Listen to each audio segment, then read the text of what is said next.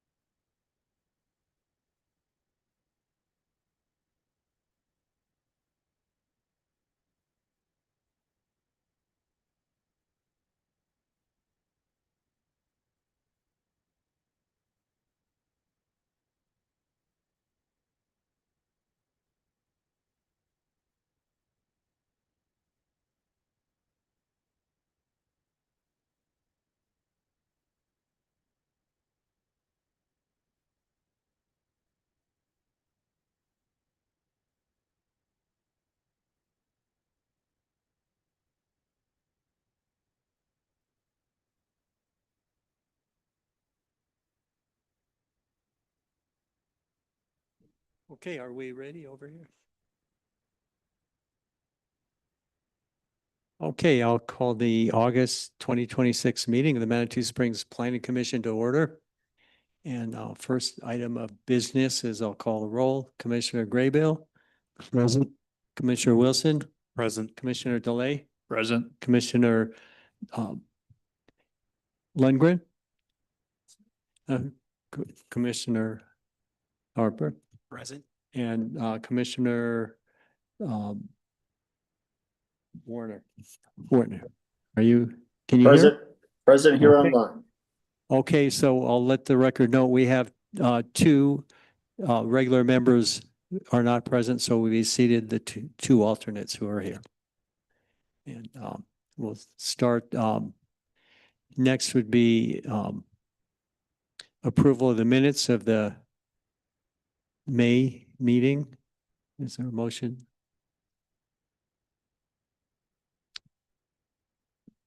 I'll make a motion to approve the minutes from the last month or from May.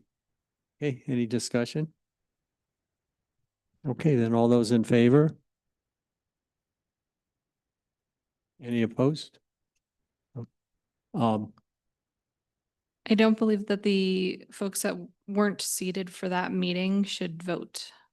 okay, that's interesting because recent meetings we've been directed, it doesn't matter if you've read the minutes, but it it's probably not a high priority thing. It's just in two other meetings I've been told, oh, you can vote anyway. It's well, you weren't seated though. Yeah, but that's okay. As long as you've read the minutes and you approve what's in them, that, you know, you agree. So we'll just move on then. Next, unfinished business, we'll start with public comment on non-agenda items. This is an opportunity for anybody in the audience. If you have a comment on something that's not on our agenda, now would be the time to come up and state your thoughts. And we don't generally respond, but we take note of any concerns regarding planning issues that someone might have. So I don't see any takers, so we'll move on. We'll start with the new business, but before we do, I'll just explain the process we use. I'll call an item for consideration, and planning staff will describe what the request is and any findings they have or any analysis. Following that, we'll allow the applicant to speak and state their case. Following that, we'll open the discussion to the audience. Anybody in the audience can state their opinion on the item under consideration. And as we're going through the process, we're guided by the LUDC, our Land Use and Development Code. We don't make up new laws. We don't have the right to do that. We just interpret what's in the code and make our decisions based on the criteria we see there. So with that, I start. Are there any conflicts or ex parte contacts among the panel? Okay, seeing none, I guess we'll move on. The first item of business is variance 2609, a variance to allow artificial turf in landscaped area 306 Canyon Avenue.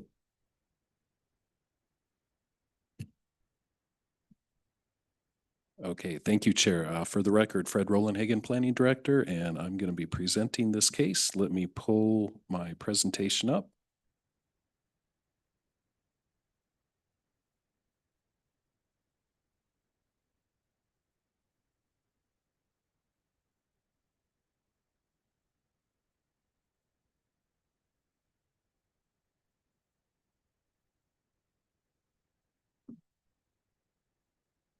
Okay.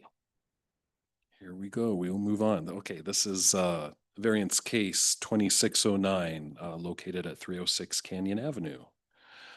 So the proposal, get this over here. The applicant is requesting a variance from the required ground coverage of landscaped area to allow for the installation of synthetic turf. And just a little bit of a background, wanted to provide a little bit of a background here as well in this proposal, but the Historic Preservation Commission had approved an MCAC, or a material change of appearance certification, back in April for the replacement of the existing concrete driveway with non-permeable pavers. And they also approved the removal of the existing fountain with a refurbished stagecoach. So that was a previous action that was taken. since then, there has not been any development that would have triggered a planning review process that would have triggered a review of a landscaping plan. So a landscape plan is usually a submittal for like a major development plan or minor development plan or something like that. So work that was done on the property did not trigger any of those, so we didn't require a landscaping plan. The reason for this variance tonight is because of a violation that occurred on the property. And so the violation was the installation of the synthetic turf. So in turn, the property owner has requested a variance in order to be able to use that synthetic turf on the property. So for existing conditions, the property is zoned downtown. It's located on Canyon Avenue. The entire site is about 1.2 acres, contains the Cliff House, which was originally constructed in 1873. 2 restaurants are located on site and a parking structure. So the request, as per the application, the request is to install up to 583 square feet, approximately 18.4% of the total landscaped area, and I'll explain why that's important later on. But 583 square feet of synthetic turf in lieu of the required organic mulch or rock mulch for purposes of planned croquet lessons and recreational play for hotel guests. So why is this important? Under section 18.03.6, landscaping and screening, our landscaping and screening standards require that all landscaped areas consist of 100% ground coverage in either living vegetation, organic mulch, or rock mulch. And of that, at least 75% of each landscaped area shall be covered in living vegetation, which means you're allowed up to 25% of your landscaped area in either organic mulch or rock mulch. So here is a site plan on the screen of the proposal. What you see in yellow is the landscaped area, and then what you see in green, which is between the driveway and the hotel. What you see in green is the proposed area for the artificial turf. So we get into the findings and review criteria.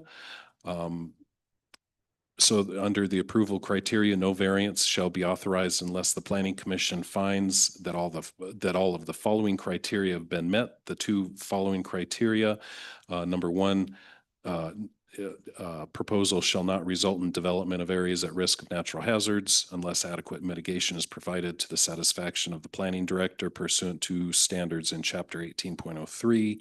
And number 2, that no adverse impact will result on adjacent properties. Then additionally, the variance requests must meet a minimum of the 4 out of the 6 following criteria. First one is that the applicant would suffer unnecessary hardship as a result of the application of the code, which hardship is not generally applicable to other lands or structures in the same zone district because of the unusual configuration of the applicant's property boundaries, unique circumstances related to the location of existing structures thereon, or the existence of exceptional topographic conditions thereon. And if you look in the applicant's narrative, they believe that the artificial turf is necessary for what they're planning to do for their planned croquet lessons and recreation play. Number 2, second criteria, that there are no design alternatives or alternative locations for structures that would eliminate the need for the requested variance or would reduce the amount of the variance required. The variance is the minimum variance that would make possible the reasonable use of land or structure. Again, the applicant's narrative explains that they believe relocating this area would either conflict with historic features, reduce usable guest space, or require greater disturbance to existing landscaping. Number 3, the enforcement of the provisions of the code, deprives the applicant of rights enjoyed by a majority of other properties in the same zone district. Just as an observation, staff is not aware of other properties in the downtown zone district that have approved alternative landscaping materials, but staff is not aware of rights that are enjoyed by other properties in the downtown zone district that would otherwise be adversely affected by the landscaped area of the Cliff House property. And then 4, the need for the variance is not the result of, from actions of previous property owners or is an otherwise self-imposed hardship. In this case, the request to remove the live vegetation and replace it with artificial turf is being made by the current property owner. And then the last 2, is there a disability affecting the owners or tenants of the property? There's not a stated disability affecting the owners or tenants of the property related to this request. And then number 6, is the variance request required in order to preserve a contributing structure in a historic subdistrict? And it does not appear, this request does not appear to be required to preserve a contributing structure in the historic subdistrict, according to the application. So should the City Planning Commission find it appropriate to approve this variance, staff would not have any recommended conditions. And so here's the proposed motion language. The Planning Commission may approve the variance based on the findings that the request meets the review criteria for granting a variance. Planning Commission may approve with conditions, in which case you would need to express those conditions in your motion. Planning Commission may deny the variance because it does not meet the review criteria, or you can move to postpone the variance to a date certain for further consideration. With that, I would also like to put on the record there were 2 additional exhibits that were provided since the preparation of this packet. I've passed those out. There are 2 letters. One letter is in support of the variance. One letter is not in support of the variance. I've also provided copies of those to the public on the next to the front door for anybody who wishes to read them. And I've provided those to the applicant. Any questions? Great. Any questions for the staff? Yes, Tom. Can I ask a question? Yes. So I'm looking at Speak this, into the mic so it gets on the record and people. I'm looking at the diagram where they showed the proposed area. Is that already synthetic turf? Let me pull that up here. Yeah, so currently the green area is where synthetic turf currently is. As I had said before, they had installed that. We identified that as a violation of the code. We told them they needed to remove it, and instead they've applied for a variance, and we've allowed them to apply for a variance before further action is taken. Thanks, Fred. Okay, if no other questions, then we'll ask the applicant to come up and.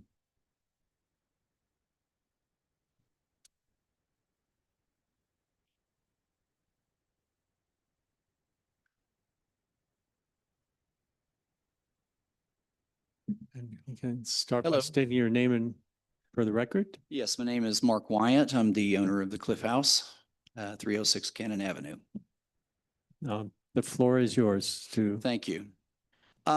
First off, I'd like to state that working with the planning department of Fred has been very, very good. The man has been very, very fair. I just wanted to put it on the record that through all of this that's happened, he's been extremely easy to work with, and we really appreciate his participation in it. That being said, the area that we're talking about is actually a little under 500 square feet. When I first wrote the letter, I thought it was 583, but subsequent measurements of it have revealed it to be around 490 square feet, actually. The secondary thing that I wanted us to point out is when I did this, this is on me. I did not realize that it was illegal, frankly. I didn't know there was a landscape ordinance that required this. And so I put it down, not in a defiance, but just because I thought it was something that was legal to do. Upon doing that, and we found this out, and we also found out the subsequent 25% restriction, we removed a large amount of it already. The area that was all around the front, around the stagecoach, which we call the stagecoach area now, that's all natural turf now. Everything out there now is new.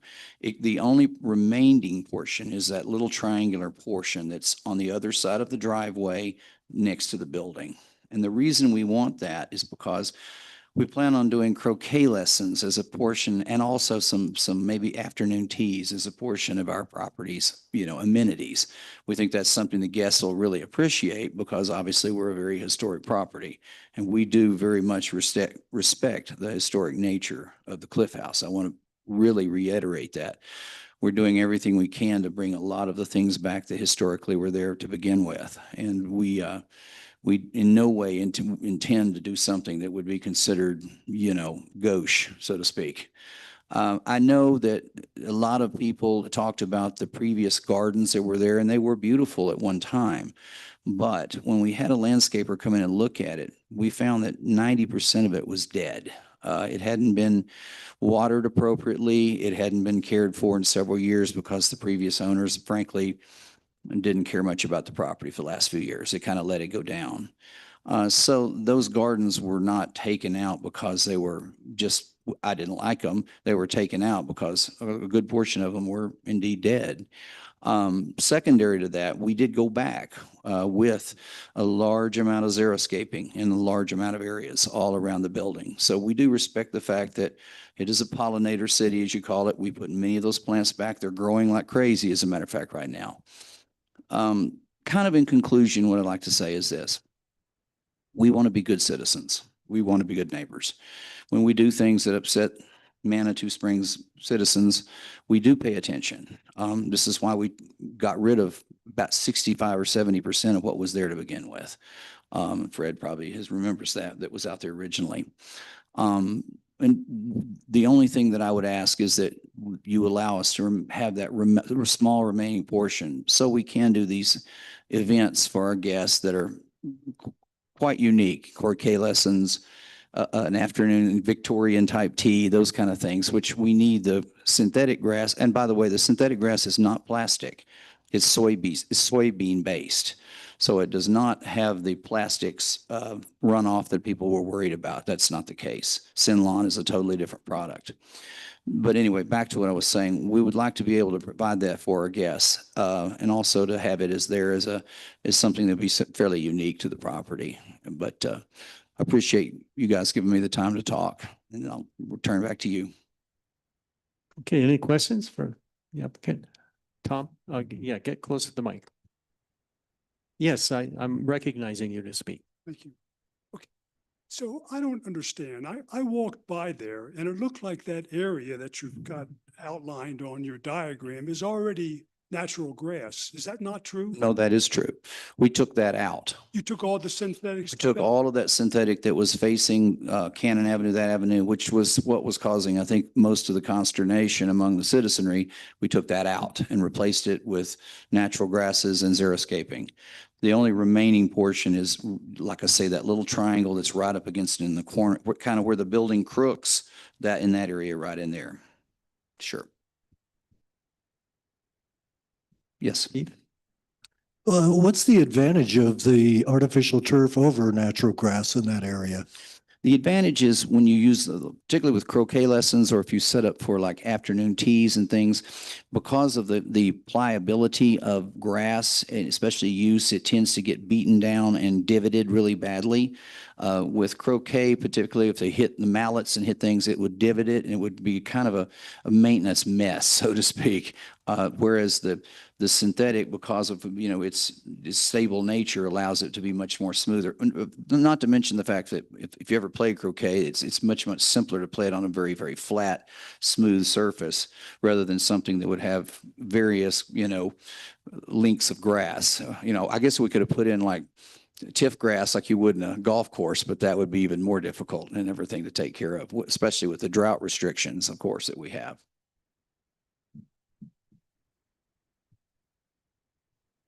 Anything else? Okay, thank you. Thank you, sir. If you have Appreciate it. nothing more to add, we'll call you back if we have more questions. Okay, thank you very much. Thank you. Okay, I'll open the hearing now to the public. If anybody in the audience would like to comment, now is the time.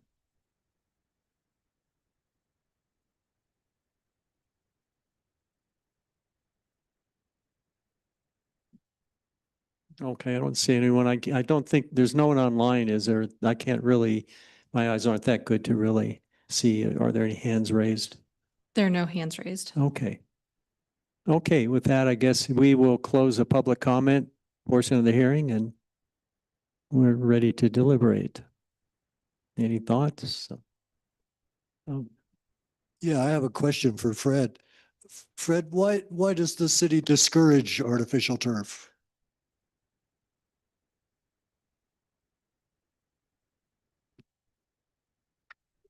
I don't have that answer for you. I don't know why I don't know what part of this code was revised under the last last revision, and if this was expressed or this section was expressed or discussed at the last last code revisions. But if you look at the required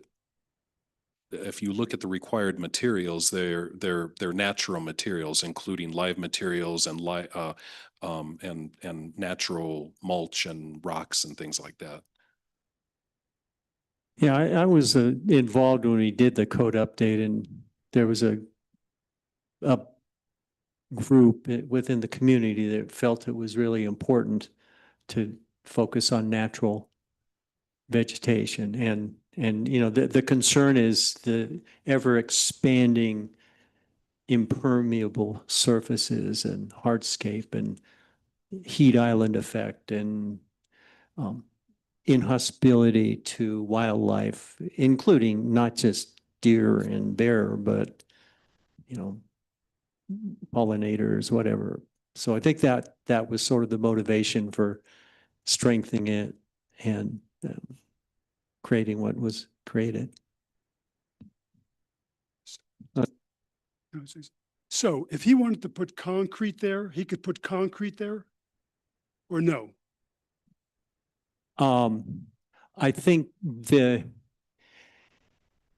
within reason, there's a lot coverage factor too in some zone districts, and I don't have it memorized what it is in that zone, but there are other, we're talking about landscaped areas. It's specifically called out. And generally with major developments, part of the process is coming up with a landscape plan. And this original major development was in the late 90s when the Cliff House was restored. So whatever was done then would have been when the plan was. I just think it's unfortunate that we don't allow artificial turf in the ordinance. I know we can't change that, but I know it takes a lot of water to keep these areas green. And so in some respects, I have to tip my hat to the Cliff House for trying to move away from water intensive areas. Yeah, well,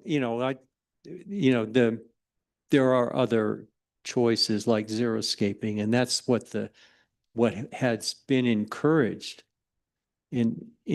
so it's just a matter of how deep and how far. I just think that this is an ideal area for a recreation. Excuse me, sorry. Commissioner Lundgren, could you please get very, very close to the microphone? You have a lower voice, and so it's hard to capture for the audio. All right, very close. I think that the area that we're talking about here is so far from the street, it's going to look like a green expanse from anybody who sees it. And it'll be a nice area for them to do recreation in. I know we can't change the ordinance, and so we'll vote accordingly, but I would like to say, I think it's a great move. Thank you.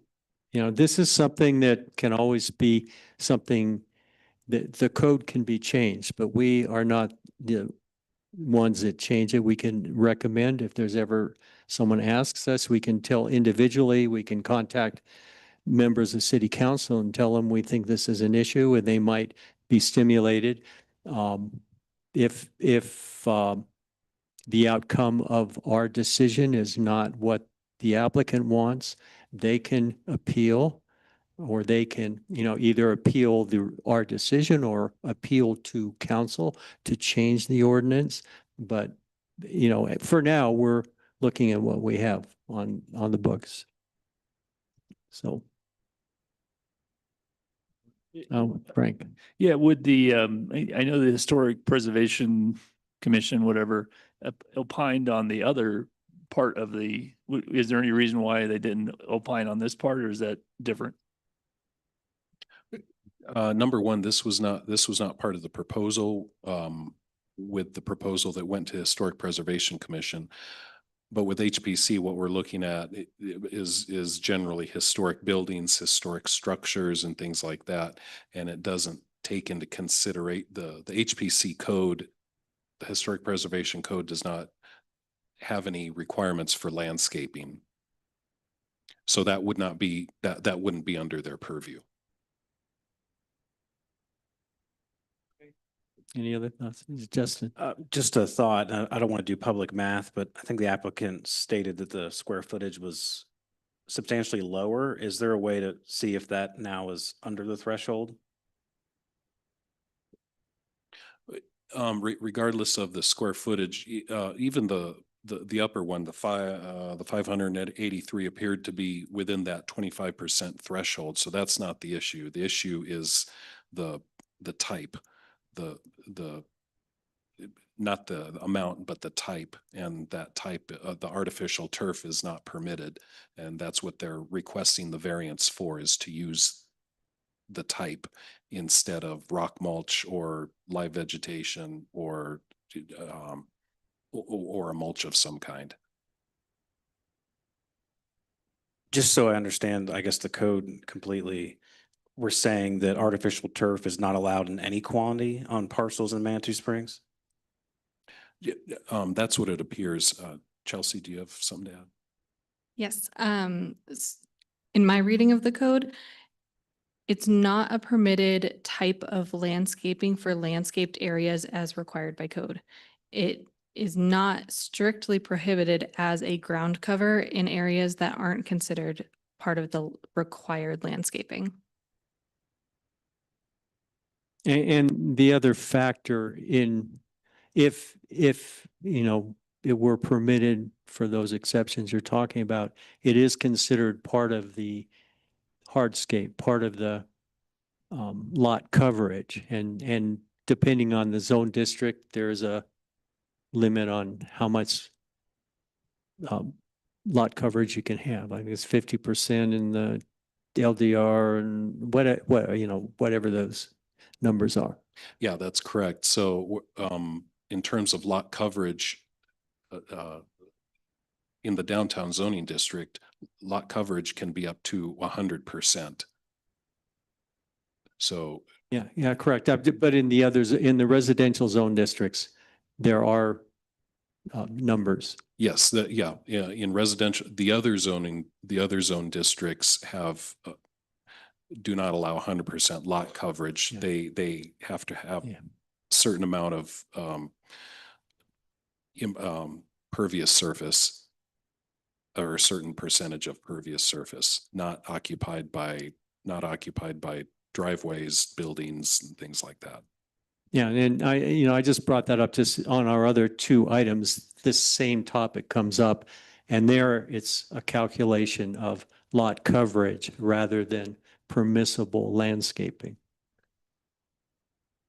If I could, there's definitely a nuance that separates this case from the other two, in that Fred's exactly right. We're looking at the material for landscaped area.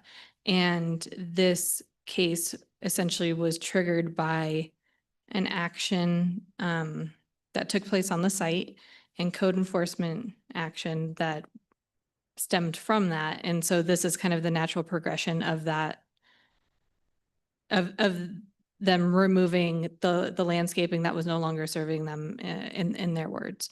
And so that's how this came about, and it's different from the other two cases.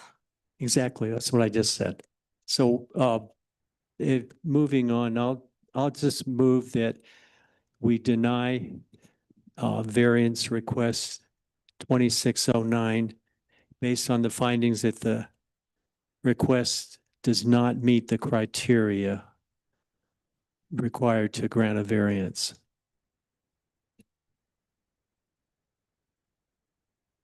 So let me ask this. If he decided to change his variance request from a lot coverage to a lot coverage from a landscaped area, would that be okay? That I don't think we want to redesign his Okay, thing. I mean, he could, okay. come in, but there's a motion, so I'll second the motion. is there any discussion? Oh, Frank. I'm sure it's a flyer and yeah, there's only two of the criteria, the four or the six that seem to be, in this case, being met to allow the variance. Is it a stretch to say if it's made out of soybeans that it's not synthetic? That soybeans are an organic material. Is that something you considered at all?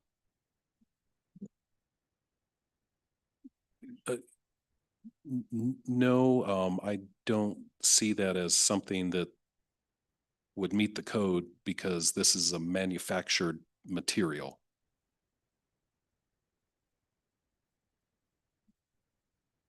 Okay, any more discussion?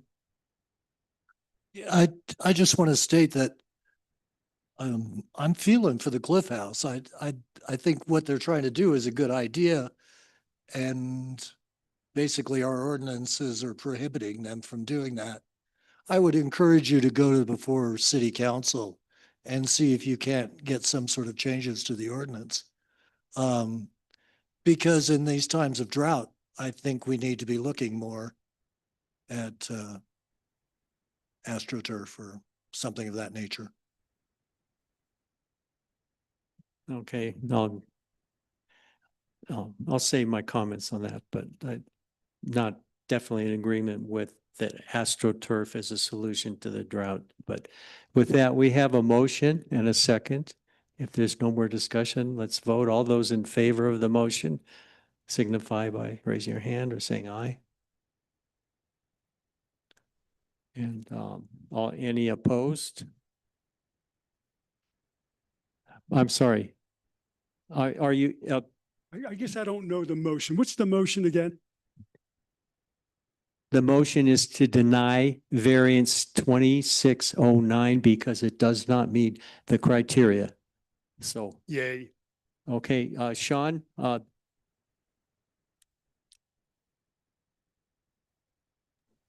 you voted? No, I haven't yet. Okay, so we've got the ayes. All those opposed to the motion?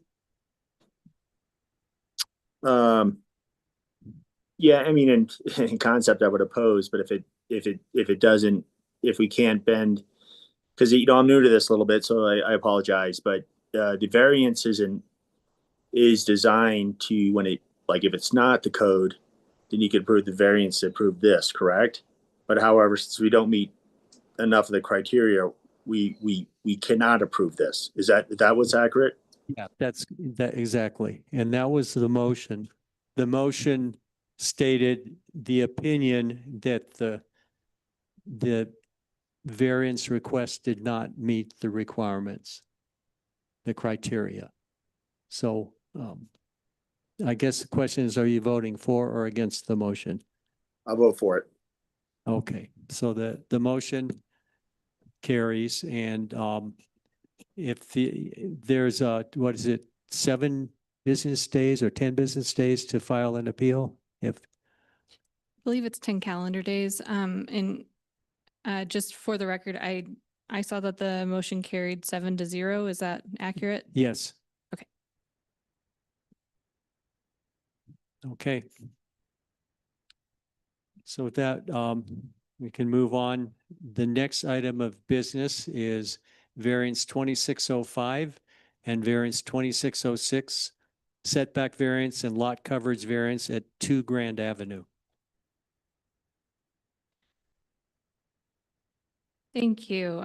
Just give me one moment to get my presentation up.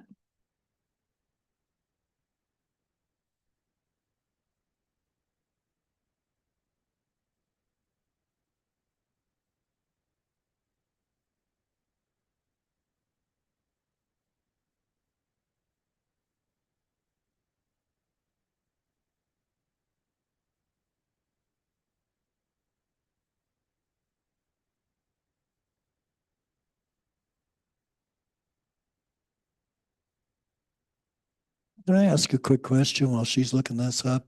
Yes.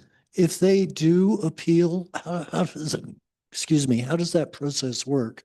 Does it go before city council? or Yes. us? No, it goes before the city council. Okay. And then it's the same thing. They regard it as a new hearing and they hear the criteria and they make a decision. Thanks.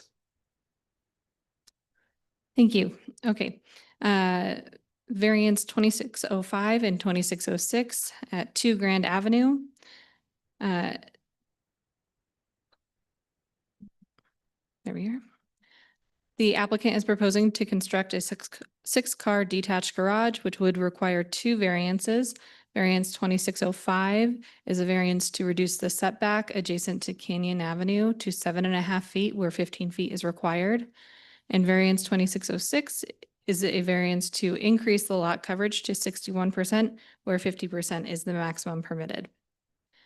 The Historic Preservation Commission approved a material change of appearance certification on July 1st, which looked at the aesthetics of the proposed structure.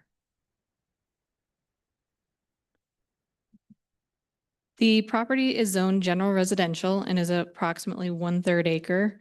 And it's developed with a historic residential structure and required off-street parking lots. The structure has 4 residential condominiums, which require 8 off-street parking spaces.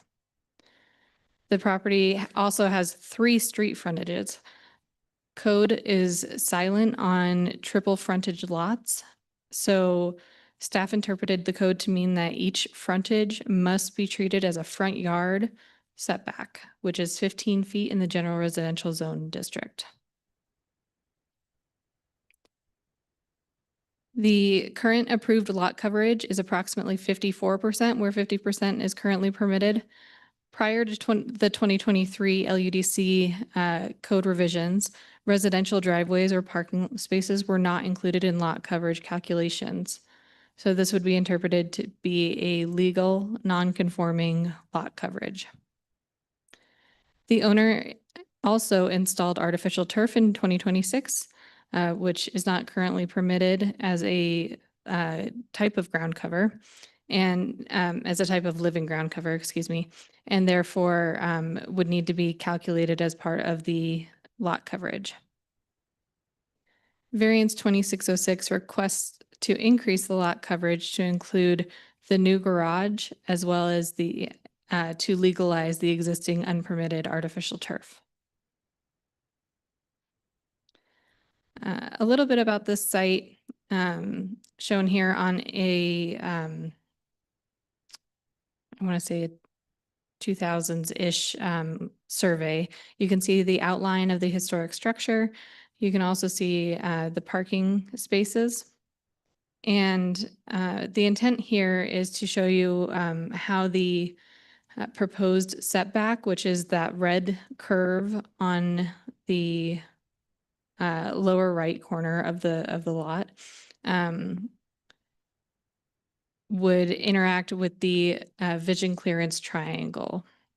When we talk about building structures on a corner lot, often the conversation turns towards the site distance triangle or the amount of clearance that you have as you're approaching the intersection.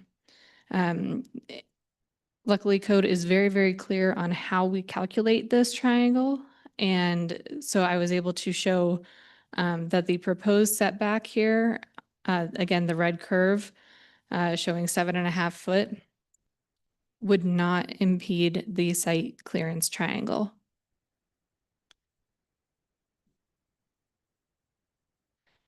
Looking at the lot coverage, the areas in yellow are that 54% approximate lot coverage that currently exists. The area in green is the currently installed but unpermitted artificial turf. And the area in blue with the hatched rectangle is the proposed 6-car garage. So though the parking lot exists and has the off-street parking required, the number of off-street parking spaces required by code, and the applicant has designed the site to essentially build the garage where the majority of those parking spaces exist, they would like to move it closer to Canyon Avenue in order to assist their residents with kind of the angle of approach into the garage.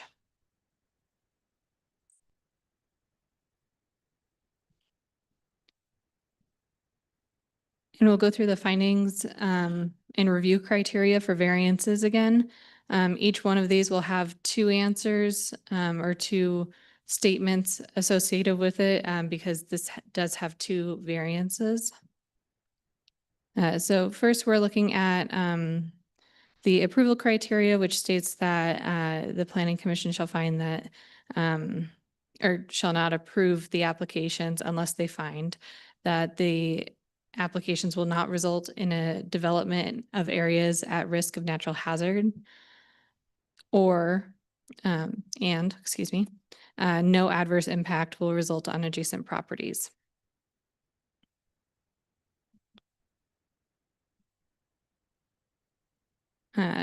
This first criteria, again, 4 of the 6 must be met. The applicant would suffer unnecessary hardship as a result of the application of the LUDC. For variance 2605, the setbacks variance, triple frontage lots are rare to the point where they're not regulated by the LUDC. While the proposed project complies with the front and rear setbacks, the Canyon Avenue setback is the only one requiring relief, which indicates that the third frontage is problematic in a way that other properties don't encounter. The radius of the property line at the intersection of Canyon Avenue and Spencer Avenue is also much larger than a typical property corner. These circumstances combine to make it an unusually restrictive setback for this portion of the property. In variance 2606 for lot coverage, the lot is approximately 80 feet wide along the Grand Avenue frontage and tapers to approximately 55 feet wide along the Spencer Avenue frontage. The narrower end of the lot is more difficult to develop while maintaining functionality, as the residents still need a portion of the lot to navigate into and out of the garages. Criteria 2. There are no design alternatives or alternative locations for structures that would eliminate the need for the requested variance or would reduce the amount of the variance needed. For variance 2605 for setbacks, the applicants indicated that different orientations of the garage could reduce the amount of setback variance requested, but would likely still require a lot coverage variance. Additionally, the proposed orientation of the garage is best suited to the historic district design guidelines. For variance 2606, The 6-car design for the garage is intended to meet the off-street parking spaces for 3 of the units. There's no smaller footprint, which accomplishes the same goal. And I will state there, it was shown in the staff report, but there's also a smaller 2-car parking area accessed off of Canyon Avenue. That is not being proposed for a garage. That will stay as is. Criteria 3, the enforcement of the provisions of the LUDC deprive the applicant of rights enjoyed by a majority of the other properties in the same zone district. Variance 2605. Some structures in the immediate vicinity have a 0-foot setback that are considered legal nonconforming, which is not typically considered a right that a subject property owner does not have. 2606 for lot coverage. It's common in the city for lots to exceed maximum lot coverage. Though typically when lots exceed maximum lot coverage, it's because the lot doesn't meet minimum lot size or is legally nonconforming itself. The percentage of lot coverage per resident or per unit could be considered as this property is required to support more vehicles off-street than smaller single household residential lots are.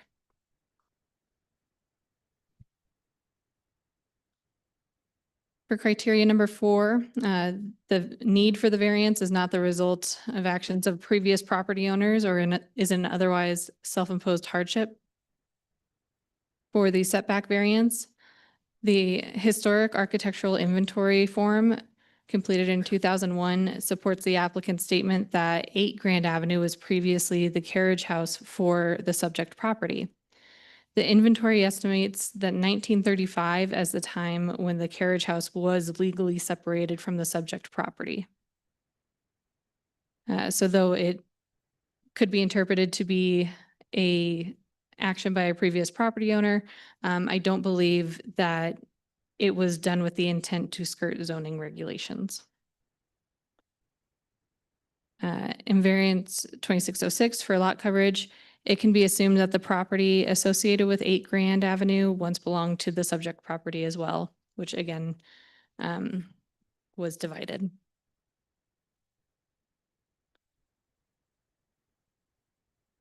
For criteria 5, the applicant has stated that no disability was stated in the owner's application. And for criteria number 6, for the setback variance, while the property is a contributing structure in the historic district, the proposed application does not preserve that structure. And for lot coverage, while this property is a contributing structure, again, this application does not directly preserve the contributing structure. Should the City Planning Commission find it appropriate to approve the 2 variances, staff does not recommend any conditions. And I do have proposed motion language. We would look for 2 separate motions as part of this. And that concludes my presentation. Thank you. Any questions for staff? Justin? Chelsea, what percentage of the artificial turf is part of that 54%? Do you know?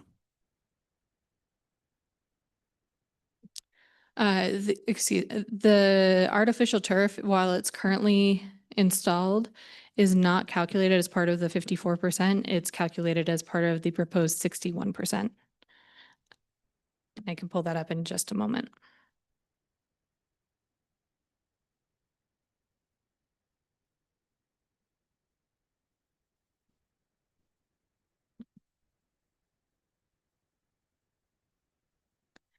It looks at like it is approximately 3%.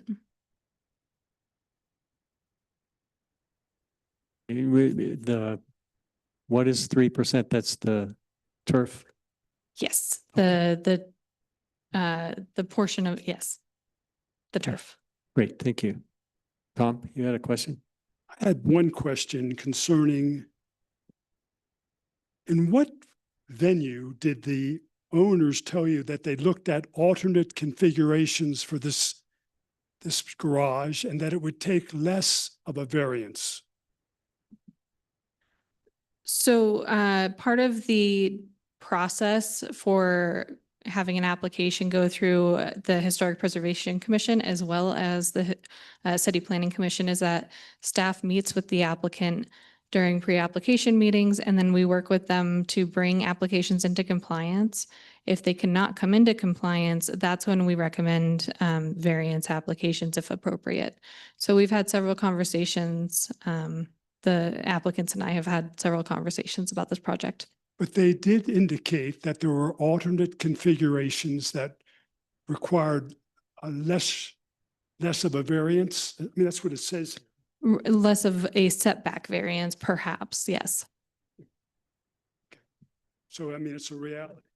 There's an alternate. Tom, if you're going to talk, you have to be that close to the mic or you cannot talk. I will not recognize you. Okay? Okay, so there is an alternative that that causes a reduced violation of the current requirements. Potentially. That's not what's being proposed. Okay. So we would also be looking at curb cuts from different roadways. And then the Historic Preservation Commission, this is the preferred orientation of the garage so that in this historic neighborhood, it doesn't show 3 garage doors on a street frontage. It's kept interior to the lot. Thank you. Okay, just to clarify, the setback variance is strictly for Canyon Avenue. Is that correct? 7.5 instead of 15. Correct. Okay, great. Thank you. Any other questions? Okay, let's, the applicant can come up and state your name and you have the floor.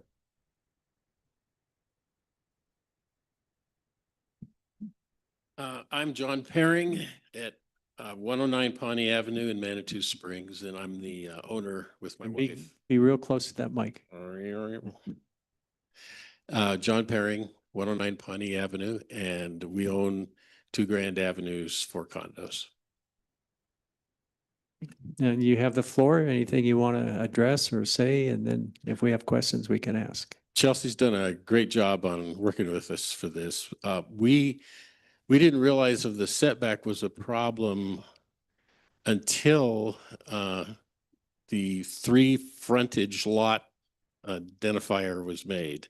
We thought that was a side lot, Canyon Avenue.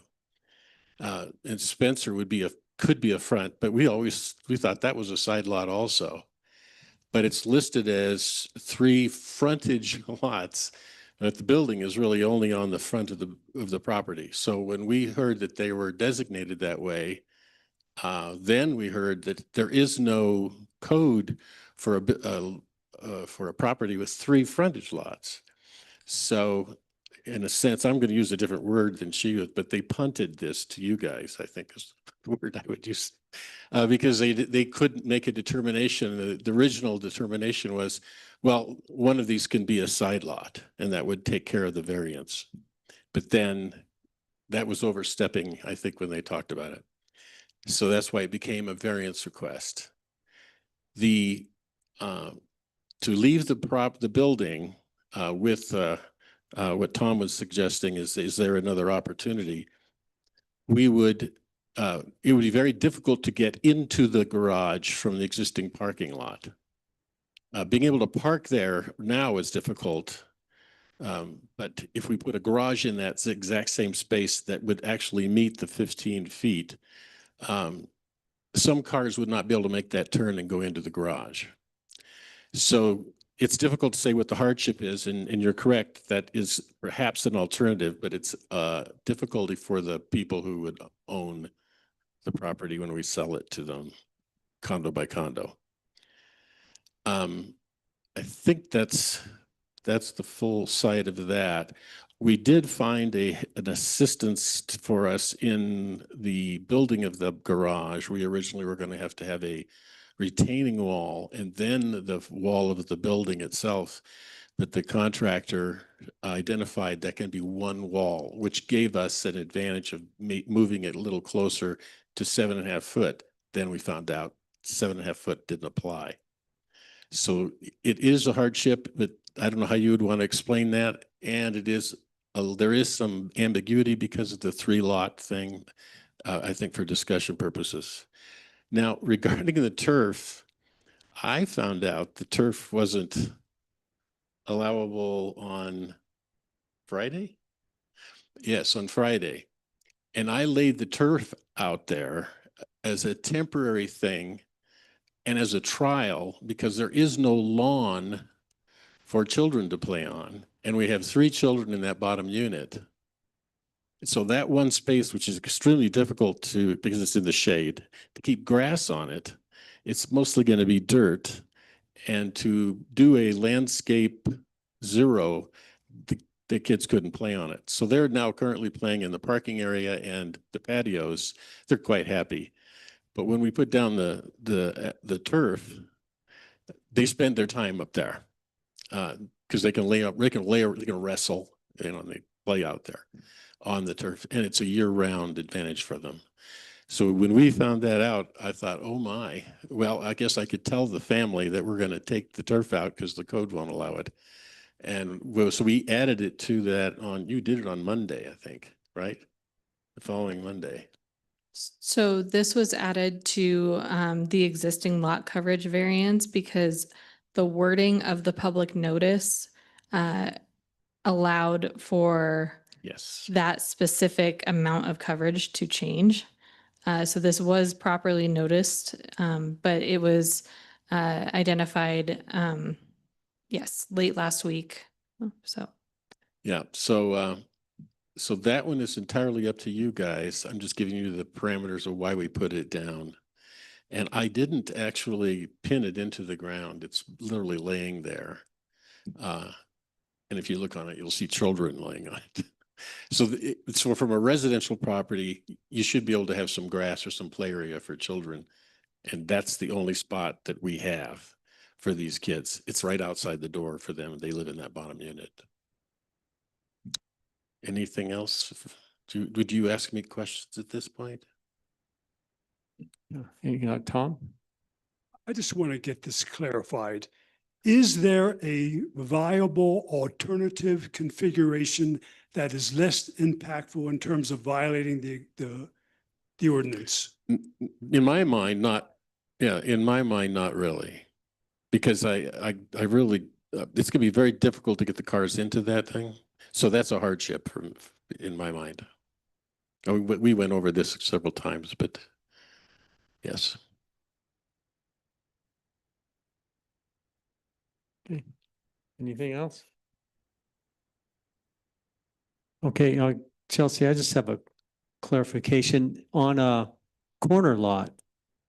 It's when I look in code, I don't see the setback where it says both both sides are considered front setback. Is that specified somewhere? Yes, give me just a moment to look it up, but I believe it's in our measurements section.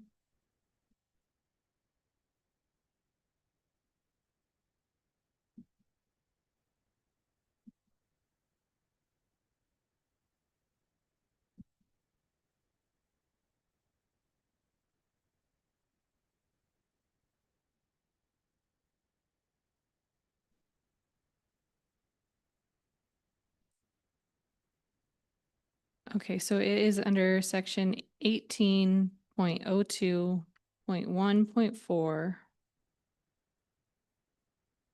And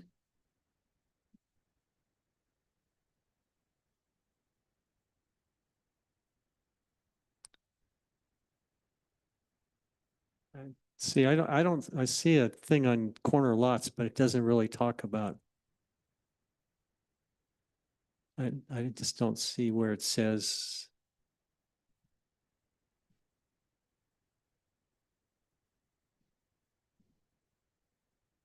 I see a section talking about the vision triangle, but that's about it. But anyway, well, any other questions for the applicant? I was sort of. Would you like to have the public hearing while I find this section? Yeah, well, yeah, we just haven't said here. If there are no more questions, we'll call you back if we have more questions. Okay. Okay, would anyone in the audience like to speak on this? Yeah, come up and.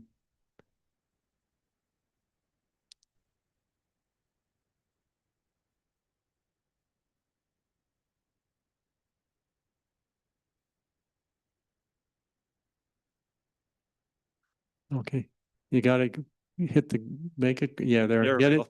You have to be that close to the mic. Good evening. My name is Kurt Heimsoth. I have properties at 408 Canyon Avenue, directly across from where the garage is going to go. And at 502 Canyon Avenue that oversees and looks that area as well. My concerns is not only is it the square footage, which is we're talking about for the lot, but the volume. I don't know if the planning commission has volume, but it's a residential 4-story with a deck on top, so 5 stories. So a fairly massive footprint for square footage and vertical. So the garage is being proposed with a setback on Canyon Avenue that brings it so close. It'll be a story and a half looking straight up for 62 foot of length along that street. So by giving the variance to come closer to Canyon Avenue, it creates a taller vertical wall that everybody's going to see that goes up Canyon from the Cliff House, etc. I can emphasize with the applicant, because I know he would like to have a garage spaces, 2 spaces per structure.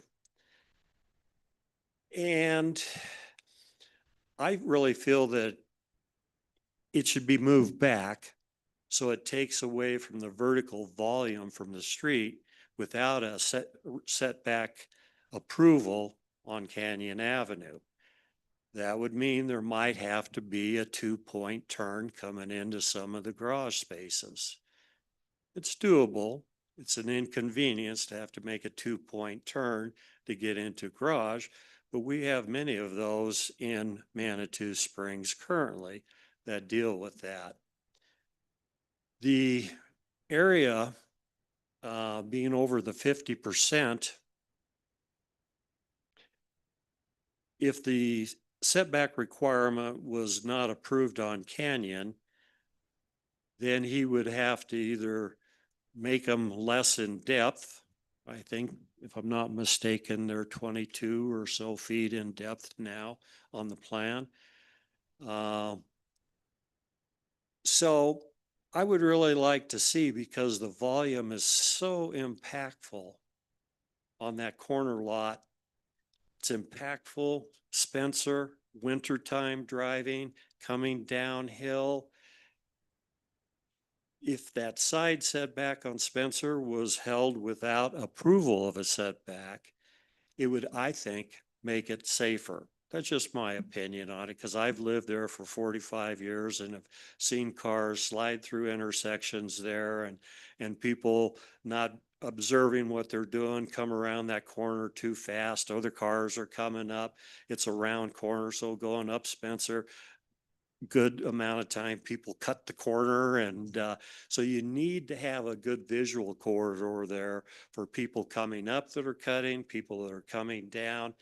And I don't feel that approving the setbacks on Spencer side and on Canyon Avenue side are really going to be in keeping. The properties around there are all 1 2-story high.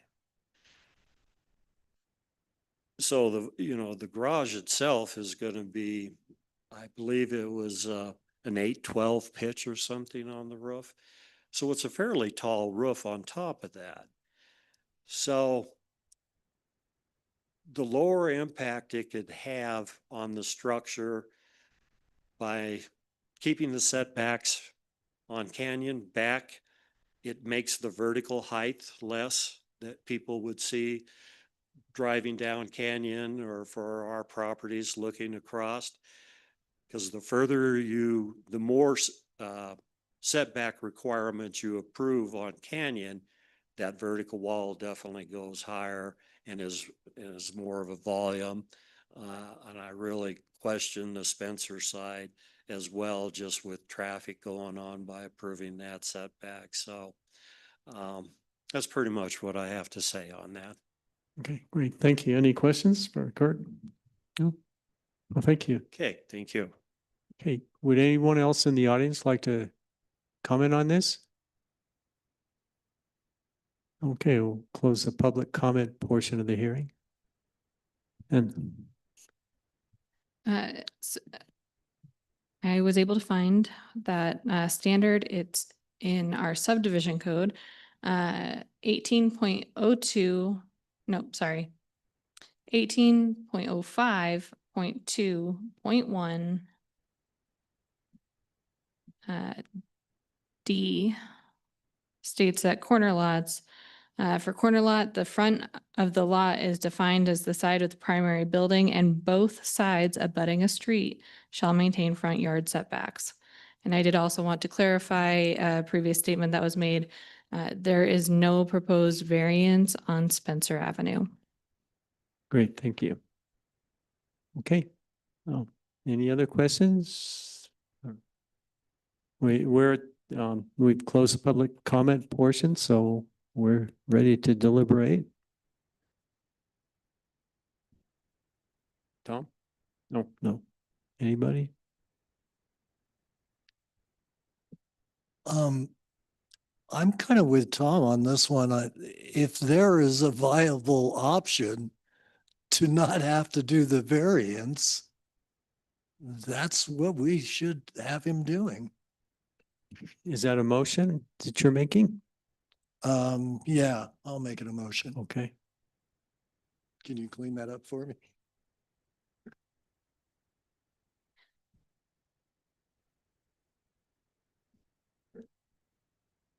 And please remember, there are two variances. Yeah, okay, so, yeah, Ah, so you were gonna make the motion on the setback variance? yes. Okay, Do we have that written out in here?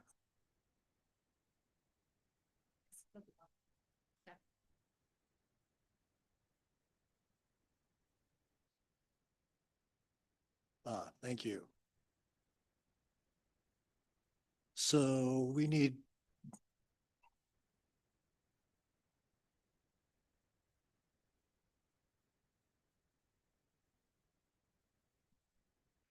I'm not sure which one I'm, it's 2605, the first one there. okay.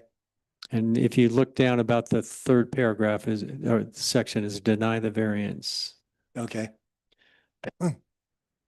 I make a motion that we deny the variance 2605 at 2 Grand Avenue based upon the findings that the request does not meet the review criteria for granting a variance as set forth in City Code Section 18.06.4.2.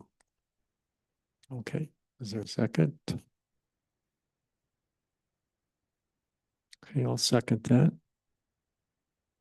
So we have a motion and a second. Is there more discussion or comments? Okay, then since there's no more discussion, let's take a vote. All those in favor? Okay, so that motion carries 7-0. And now the next, we still have variance 2606, the lot coverage. And well, Chelsea? Uh, There were not any conditions recommended that would tie the two together.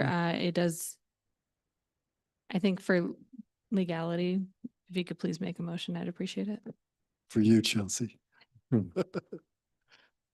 I make a motion that we deny the variance 2606 at 2 Grand Avenue based upon the findings that the request does not meet the review criteria for granting a variance as set forth in City Code Section 18.06.4.2.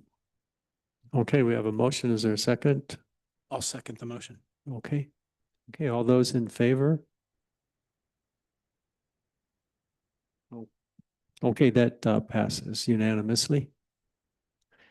So again, this is appealable by the applicant to City Council. So we'll move on to the next item on our agenda is variance 2607 and 2608, maximum lot coverage variance 411 Pawnee.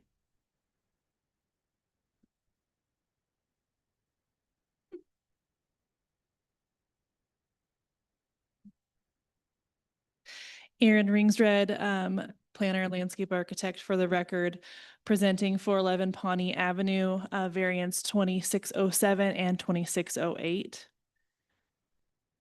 The proposed variance is, the applicant is requesting 2 variances to increase the maximum lot coverage standard of 35% in a low-density residential zone district. The existing lot coverage is 47%, and if both variances are approved, the total lot coverage would be 57%. Variance 2607 is for the driveway project or driveway extension, which would increase the lot coverage by approximately 5%. Variance 2608 is an increase of also of approximately 5% for the regrading and installation of synthetic turf and retaining wall, also referred to as the backyard project. The property is zoned low-density residential. The site is approximately 14,211 square feet. The property contains a single-family home, and the existing conditions provides 3 off-street parking spaces where only 2 are required. Existing lot coverage is 47%, where 35% is the maximum. However, prior to 2023 and the code update, then residential driveways and parking spaces were not included in lot coverage calculations. This is the existing conditions of the area to be included in the driveway extension project. And this is the site plan showing where that is located on the property. The area in gray indicates areas counting towards the maximum lot coverage. Variance 2608, also referred to as backyard project. This is located on the screen and highlighted there in red on the northeast corner of the structure. And it was be proposed for regrading and artificial turf installation. Findings and review criteria. So lot coverage is defined as the percentage of a lot which is covered by impervious development, and including but not limited to that long list there. But it is noted that private or public streets are not calculated in lot coverage. And in this case, the driveway that connects this property to the right-of-way is not included in that lot coverage as it occurs on an adjacent lot. Landscape area is defined as the area devoted to and maintained for the growing of living plants, and therefore synthetic turf does not meet the definition of landscaped area. The installation of synthetic lawn does meet the definition of development, which is defined to include excavation and land disturbance. The approval criteria for variance, as outlined, is that it would not result in development of areas at risk of natural hazard, and that no adverse impact will result on adjacent properties. And then that the application must meet a minimum of the 4 of the following criteria. The first criteria is identified as the applicant would suffer unnecessary hardship as a result of the application being denied. And that there are unusual circumstances that create this hardship that's not experienced by others in the same zone district. Variance 2607, maximum lot coverage variance for the driveway extension. The applicant stated the hardship is that there's inadequate parking and inadequate turnaround area and emergency access.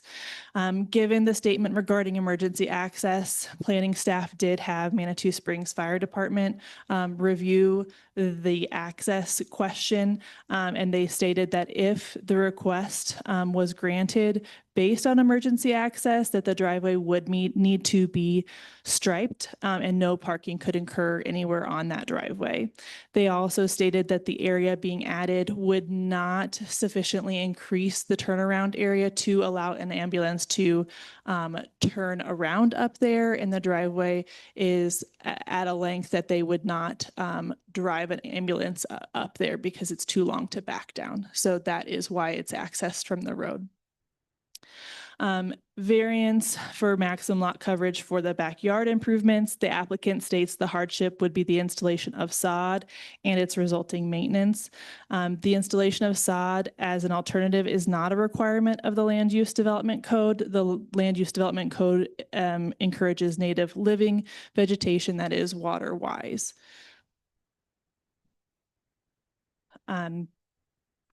The second criteria is that there are no design alternatives or alternative locations for structures that would eliminate the need for the variance. At the variance is the minimum variance that will make possible the reasonable use of the land or structure. For the driveway, the applicant has stated that a smaller area would not meet their turnaround needs. The area requested does appear to be the maximum allowable, as the adjacent area is encumbered by the trail and conservation easement, and paving that would not be permitted. And for the backyard easement, the installation of sod, or variance, apologize, the installation of sod or drought tolerant vegetation would be permitted without variance in that area. Criteria 3, the enforcement of the provisions of the LUDC deprives the applicant of rights enjoyed by a majority of the other properties in the same zone district. The applicant states that for the driveway variance, all of their neighbors have adequate parking and turnaround area. It is noted that single household detached dwelling units within the LDR zone district do only require 2 off-street parking spots. 411 Pawnee has 3 off-street parking spots within their garage structure, and that the existing driveway meets the criteria outlined in 10.12.011 for determining what is a valid driveway.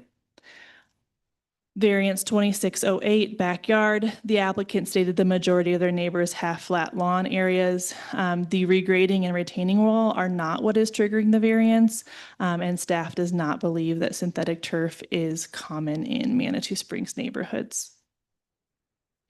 Criteria 4, the need for the variance is not the result of from actions of previous property owners or is an otherwise self-imposed hardship. The structure and associated driveway were both constructed in 2004, contributing to that existing lot coverage, and that is true for both 2607 and 2608. For criteria 5, there has been no disability that was stated in the owner's application. And for criteria 6, the property is not in a historic district. So neither of those criteria apply to this application. Should the Planning Commission find it appropriate to approve the 2 variances, staff does not have any recommended conditions. And per code section 18.06.4.23, a grading and erosion control permit and property improvement permit and building permit, given the stated height of the walls, would all be required to finish the permitting process. No public comments have been received, and this has been noticed according to code requirements. And the proposed motion language is as follows. Thank you. Any questions from staff? Just have one comment. The comment about synthetic turf areas are not a common amenity in Manitou Springs neighborhoods. I would say they are becoming more and more common. And so I don't think that's the case in my mind. Any questions regarding this? Tom? I just, excuse me. Just would like to know, this house was built in 2004. Are there any existing variances on that property to have it when it was built? Do you know- So what it would be considered is a legal non-conforming property and structure, which means in 2004, when it was built, it was in compliance with all code requirements at that time. So this, the update to the code in 2023 is when there were the conversations regarding, reducing sort of the impact of a lot of impervious surface. And that's why that definition of maximum lot coverage was changed based on what was shared earlier. But I'd like to have a follow-up, but we've always had setback requirements, right? Is there a setback? There is not a setback variance being requested as part of these two applications. Both of these applications are to increase the maximum lot coverage. We have them divided separately so that this commission could choose to approve one or both of them to make it a little bit cleaner as you're considering their eligibility criteria.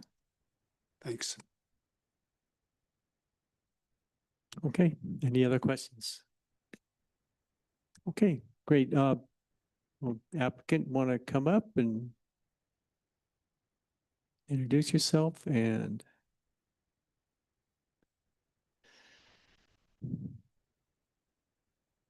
sure.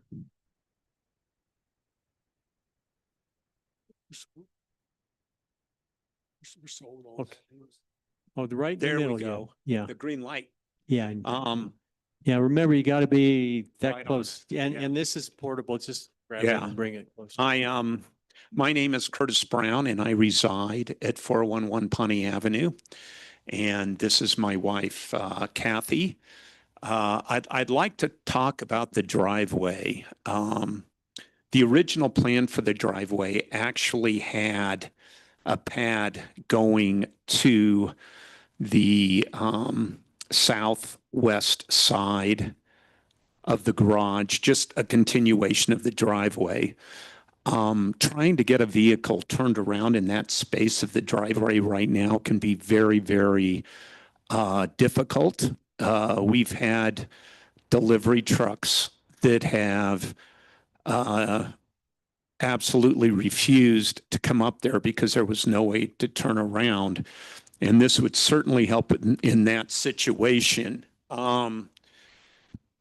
I don't want to argue with the fire department, but I think doing what we're doing based on my calculations would allow an ambulance or something of that nature to make a 3-point turn if we were allowed to do this. The other thing is if there's anybody else up there, if there's somebody visiting, if a delivery is being made, if a construction truck is up there, we cannot get out of our garage because it's that tight. And, there's really, if you go up Pawnee, almost every house there has an area on the side of the road where visitors could park to get, to their friends or family. We do not have that area. And, the argument that we've got a 3-car garage is true, but that doesn't mean that there's room for parking for any other type of vehicle up there. And there really isn't. And you can't park where we are on Pawnee where almost everybody else can because that's a no parking area. So, I think the hardship is just the convenience of having something delivered, having friends visit, having a family visit, having construction done and having the truck there in such a way that they can pull out and leave. And if it's not approved, what we'll do is ask for approval of the retaining wall anyway. And since we're not putting in concrete, we could put rock or natural mulch there. Which I don't want to do because I think it would not be as permanent. I don't think it would look as nice. which I know isn't something, that you necessarily pay attention to, but to me, the easiest way to do it is with concrete. When it comes to the backyard, when we first moved in there, we just planned on leaving it as it is. It's a slope. There's not anything in there that would really invite a bee to pollinate because it's just natural grass, not sod or anything of that nature. And so when we decided to do this, I did a lot of research and I wanted to do it in as environmentally friendly way as possible. And I did a ton of research on the turf. And I don't know if you read the back of this turf, but when you talk about something that drains well, this stuff drains very, very well. There won't be any problem with that. It's from a plant-based material. We tried to get something that was very natural looking, which we think it is. And then the other things that came into our decision-making process was, 1, we don't have to water it. 2, it doesn't have to be mowed. 3, we don't have to put fertilizer on it. 4, we don't have to put pesticide on it. So we figured it was by far the most environmentally friendly thing we can do. And I can tell you this, the cost of putting that in is much more expensive than putting in sod, putting in a sprinkler system, and having somebody come and cut it once a week for 30 years. I mean, it's from a cost standpoint, it would be much easier for us to put in sod. But from an environmental standpoint, we don't view it that way. And we have put a lot of plants around our house that are very, friendly to pollinators. We have pollinators out there all the time. And that's why we're requesting this variance from the Planning Commission. Is there anything you want to add? What I'd say about both areas, currently they're just rocks, a lot of rocks, and weeds. It was never landscaped. This is not a situation where we're removing existing landscaping. This was just always natural. And so we back up to what would have been Jensen Lane, which is now open space. And then we back up to the Iron Mountain open space on the other side. The other side of our property, our neighbor Jeff Heim is here. That's our other neighbor. And then our lot really drops off. The only people who will be able to see our artificial turf is us because we're up so high. We're on Pawnee where the Inman Trail is. We're as high as you can go without going into Laguna Point.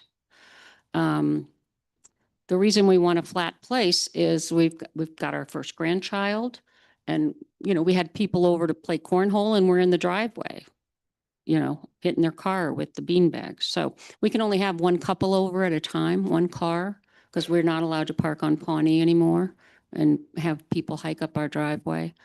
So this turf is got up to 400 inches per hour of permeability. So the water will percolate down. It's not a heat zone type of turf. I know we've talked about that. It's not a heat zone. And we've narrowed the project a lot so it does not affect the drainage at all. So that's, then we have a dog. It doesn't get nasty with the dog. The other reason that we picked this turf, if you talk to the residents of Manitou Springs, one of their biggest concern is fire right now with the drought that we've had.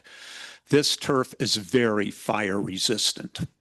The other thing that the driveway would do is provide a barrier as you're coming down Pawnee from the open space and getting into the residential area. So not only, I think from a fire standpoint, this makes a lot of sense. And we don't see it having any effect on any of our neighbors. We went through the cost, which was very expensive, of having an engineer actually design this for us to make sure that there wasn't going to be any sort of drainage problem.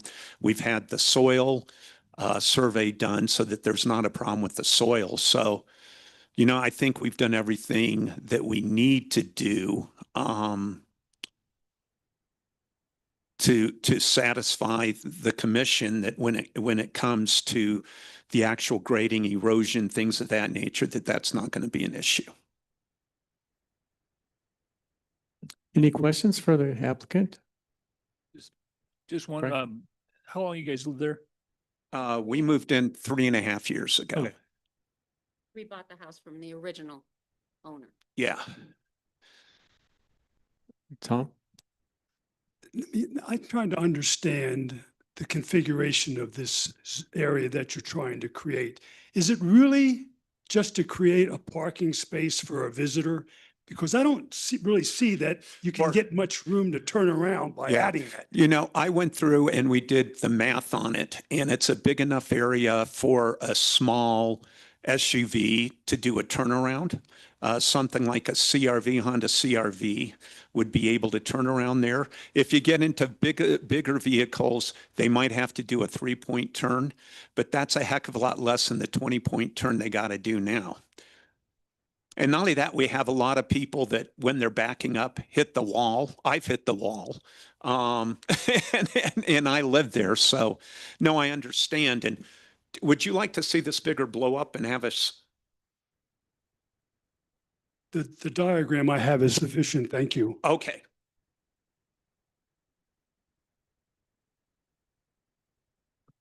Any other questions?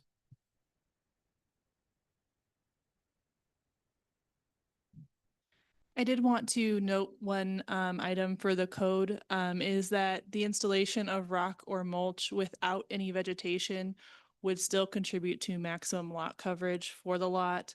The landscape area does require there to be planted vegetation in order for it to not count towards the maximum lot coverage. I have a question about that. So does that mean if we just, like where we want to put the driveway, if we just left it dirt, that would be okay?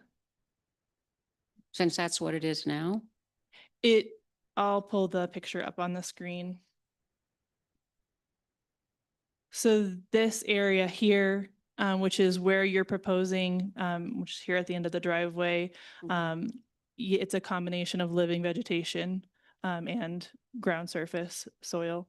And so leaving it as living vegetation is permitted. Okay. Taking all the living vegetation out and putting it as just dirt that would erode and cause issues, that's not permitted. Okay, thank you.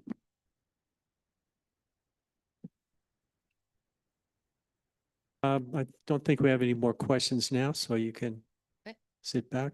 Just turn off the mic there, and if we have more questions, we'll bring you back. Okay, would anybody in the audience like to comment on this?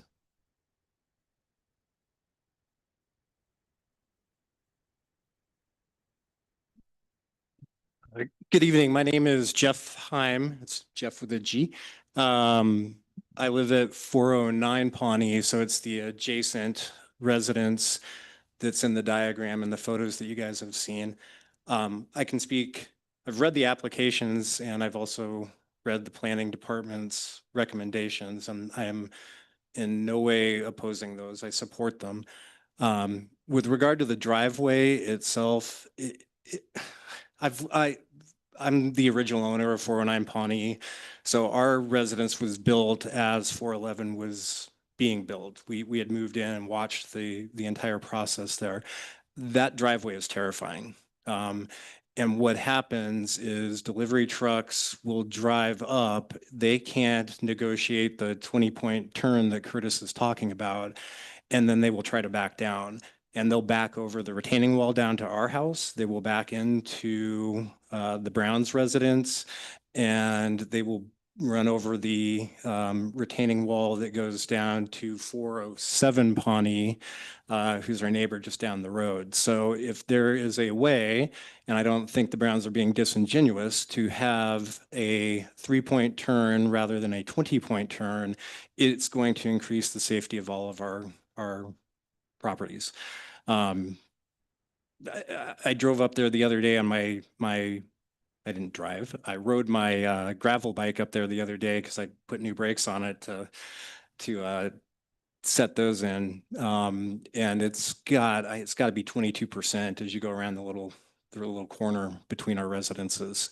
And trying to do that in reverse is just crazy. Our previous neighbor, Bob Davison, did pass away in that house, and he had fire trucks and ambulances coming up.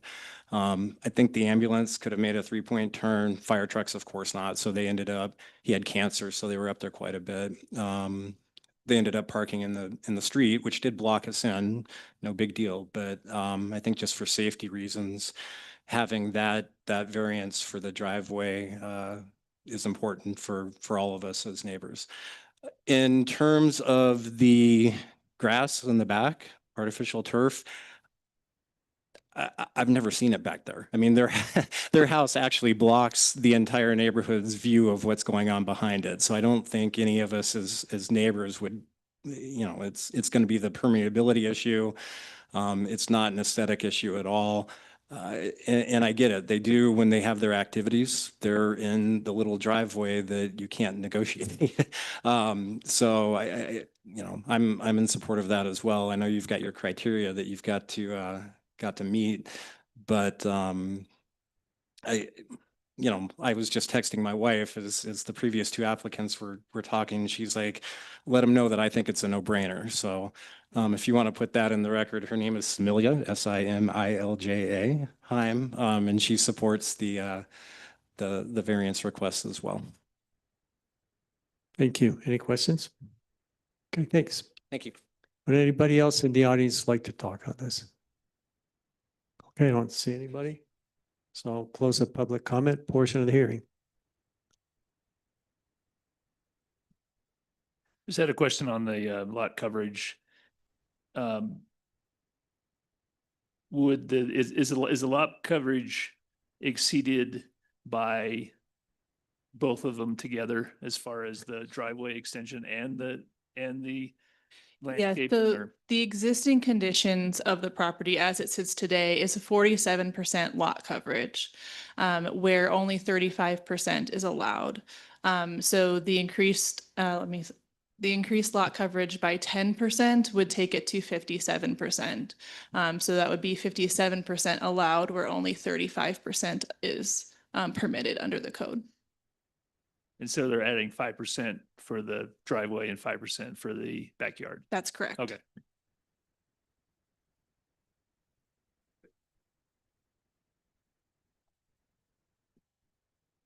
We're just discussing now. Could I? We're you're close. Okay. yeah. If it's just a brief comment, just fine. Just I don't want to go into another 10-minute dissertation. Oh, no, it's not. My comment was just going to be the reason that it exceeds lot coverage now is because when it was first built, the code that came into place 2023, it was built before then. So that's the reason that it's over. Yeah, I think we stated in the staff report, we stated that. So, okay, Tom, yeah, you can discuss, you can make a motion.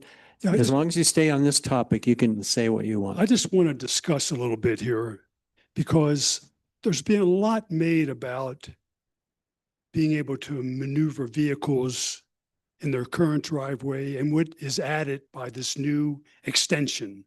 And I don't think that they're really addressing the problem of turnarounds. All they're doing is creating another parking space, really. I mean, so, I know that a CRV can turn around, but I mean, those ambulances didn't turn around, and the fire trucks are not going to turn around. So I'm just questioning, is this really solving the problem that they have?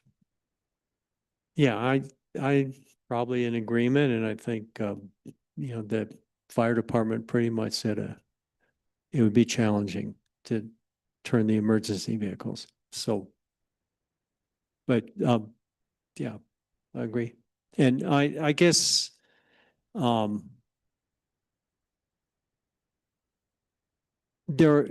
think there are a lot of challenging properties in Manitou, and it's just a question of how far do we go, and is this the kind of solution we want?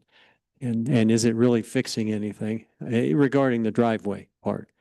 And so, other thoughts? You get around, or what do you think about, the third condition, which it's not a self-inflicted wound, which, this sort of is, isn't it? I mean, how do you get around that? Well, I'm not sure what you're, are you asking, is it self-imposed or not?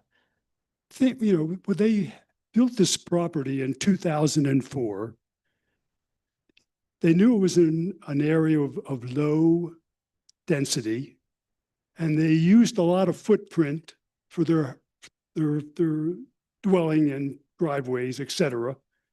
And now they are left with no room to maneuver. So it's sort of self-inflicted. I mean, Part of that is because there's no more parking on Pawnee. So that was different back then. When did that Yes, there was change? When did that- parking on the street, and there is no longer parking on the street. Yeah, sorry, yeah, when did that change? Do you know, that no parking? Oh, they said, yeah, I was curious myself if, Sorry, it doesn't surprise me that it's no parking up there. I mean, there's a lot of that has gone on in Manitou to everybody's benefit. But that makes it a different place, especially for Amazon, UPS. They're hesitant now to leave their truck out in the street and go run up that driveway. So that's a material change. Yeah, there's, just anecdotally, the street I live on, there's some flag lots that are pickups barely go up. So it happens all over Manitou. There are places where delivery has to be very nuanced and those big trucks just don't go up some of the flag lots. And So if we get very technical on this just comes down to a 5% change of lot coverage for each of the two variances. that is exactly what it is. And it's, and there's 4 criteria, and you just go through the process in your brain. Is it? Well, I don't think we're here to decide if it's solving the guy's problem or not. No, we're looking at the criteria Right. and we see the Right. request.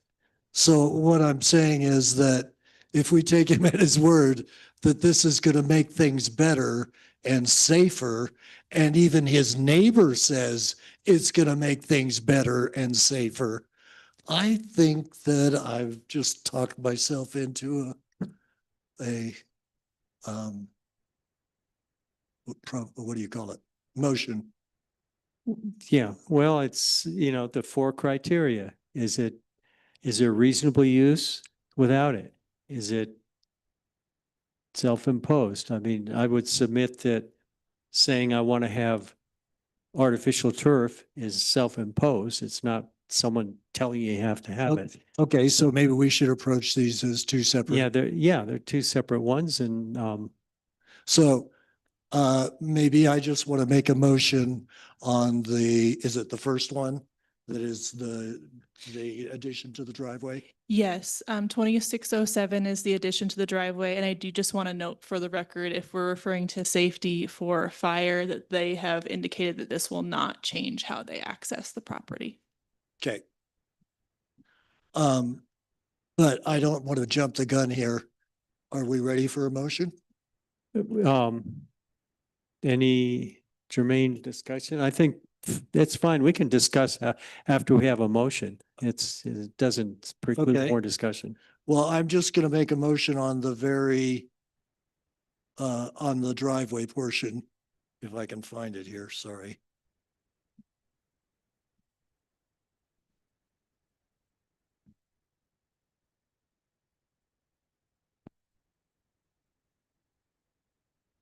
Is that lot Steve, driveway? Steve, can I ask the question? Sure.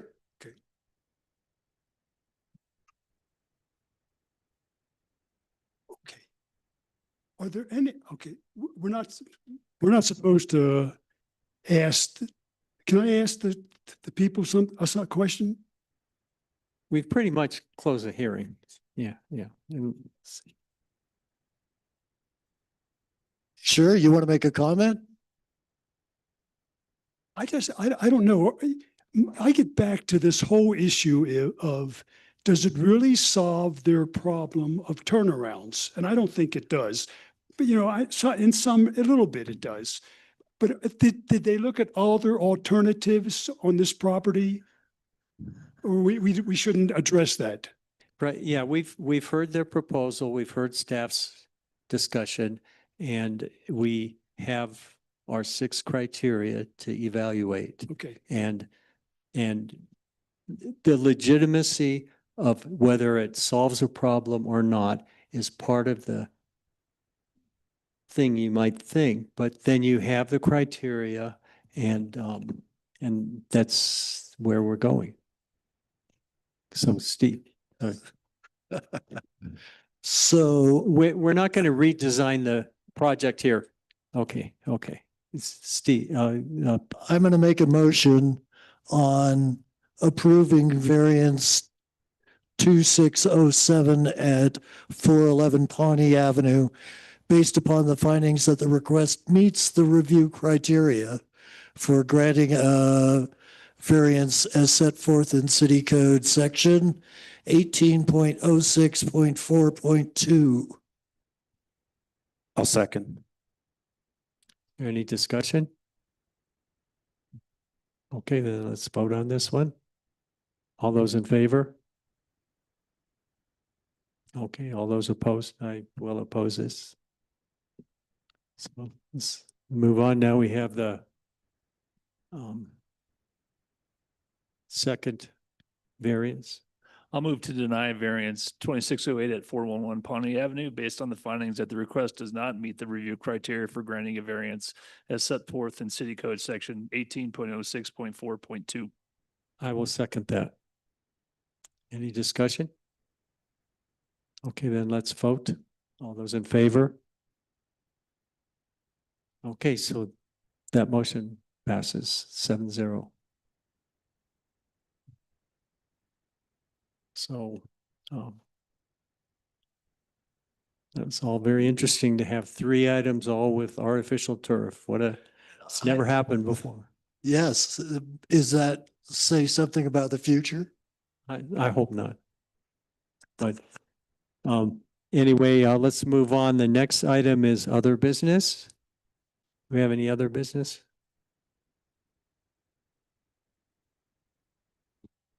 Is that update? I have a few updates.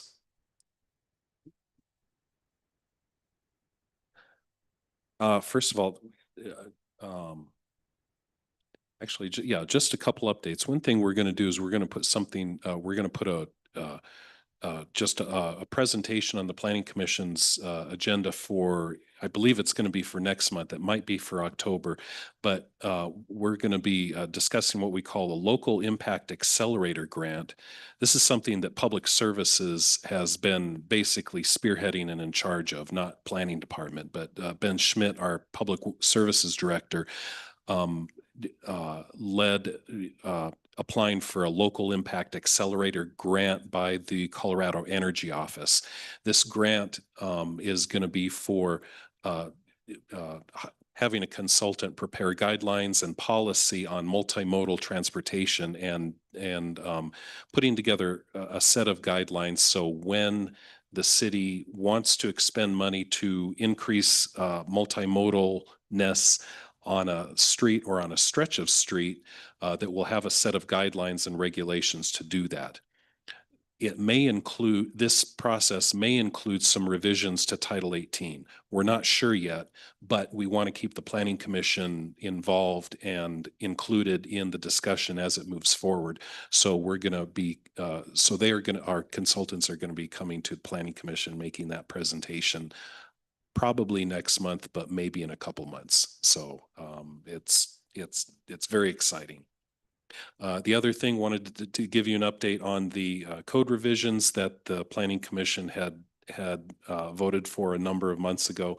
We took them to city council, and city council wanted to have a work session on them. So we held work sessions on the code revisions.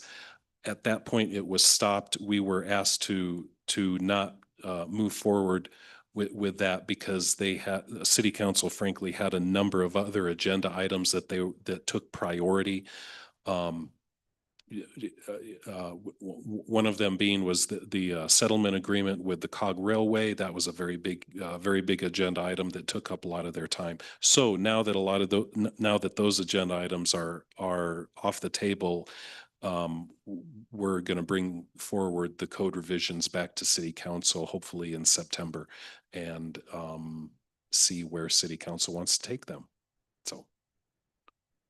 Other than that, it's been very busy this summer, even though we haven't brought any agenda items to the Planning Commission the last couple months. It's been busy. We've had a number of administrative applications, minor site plans, number of applications to the Historic Preservation Commission, and also property improvement permits. We've seen a record number of property improvement permits, which tells us there's a lot of construction, a lot of development going on that may not need our approval, but they may be interior remodels, things like that. So also, thank you very much. Water supply element. So the other thing, I can't remember what I've told the Planning Commission about, but as required by state law now, we are required to have a water supply element in our comprehensive plan, in Plan Manitou. So we did a kickoff meeting back in July with our consultants to start that process, start the process of putting in a water supply element in the comp plan. So of course, the Planning Commission will be involved in that. You're going to be updated on that as it moves forward. I don't perceive it's going to be hugely involved because it's one element of the master plan. We're not updating the entire plan or anything like that, but we're going to be adding an element. Unlike other communities in the state of Colorado, we have it kind of easy in that the local community, the water provider is all one entity. Other communities probably have to have a more robust planning process when they're looking at their water supply, because other communities will have multiple water providers or multiple districts, and they cross jurisdictional lines and things like that. We're kind of in a lucky situation in which that doesn't happen. So hopefully our water supply element will be much more straightforward. But that we'll be keeping you in the loop in the next 4 to 7 months. So any questions? Frank. See if it's appropriate. When we talk about all this synthetic turf, is it appropriate for us to ask you guys to take a look at what it would take to change the code that would make synthetic turf considered as part of landscaping and not considered, or something along those lines? Because I think I know a number of houses in my neighborhood that probably don't comply with requirements because of all the synthetic turf they have. Yeah, I think it's appropriate for us to express that we have an interest. We do not direct staff. We just say, in the future, understand that that some of us are interested in that. And I think that synthetic turf in terms of residential is a thing about lot coverage more so than landscaping. But anyway, that's noted, and it's like it's pretty, there's so much on the plate for planning, and they get pulled into everything happening in the city. So maybe it'll come up and maybe not. And there's I'm sure it would create a big community discussion anyway. So maybe it'll happen sometime. Yeah, the community discussion is definitely happening, and as usual, I'll provide my update to the city administrator on this discussion and everything. We do receive our direction from city council and the city administrator, so the discussion will be had, and if they would like us to look into that, then we'll look into that. I want to just ask a clarifying question. I think right now artificial turf is not permitted as a material, and we're looking at it through the lens of maximum lot coverage. If we were to be directed to pursue that, it might be more appropriate as still counting towards maximum lot coverage, but being a permitted material. Because although it drains efficiently, that's not the same as allowing for infiltration. And so the definitions that have been crafted for landscape area are meant to kind of promote that infiltration capacity as opposed to running it off of the property. Okay, with that, shall we adjourn? Okay.